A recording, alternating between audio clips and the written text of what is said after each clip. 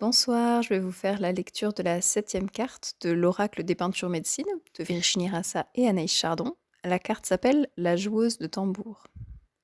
Le message. Au creux de ses mains, posées sur son cœur, elle place le tambour précieux. Elle écoute le chant de la forêt qui l'environne. Elle ressent les vibrations des arbres sous ses pieds, des arbres magnifiques, majestueux qui chantent le chant de la terre. Boum! Elle frappe une première fois. Elle va commencer. Boum! Le son résonne dans les bois. Un autre chant s'élève, celui de la félicité. Elle se lève, elle va danser.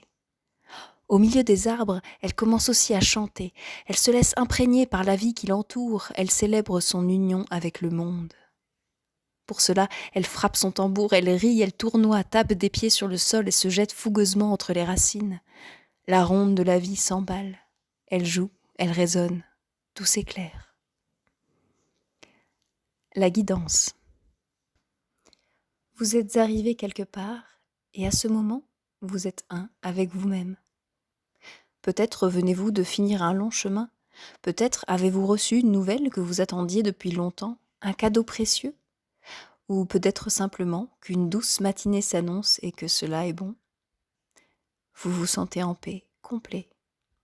Si ce n'est pas le cas, la carte La joueuse de tambour vous annonce que ces temps-là arrivent, que vous atteindrez bientôt votre objectif. Le bout du chemin mène à un lieu de profonde satisfaction intérieure, et la joie revient dans votre vie. Aussi, la joueuse de tambour vous invite à célébrer la joie qui vous habite en cette fin de cycle, à rire, à danser. La vie est parfois folle et parfois légère.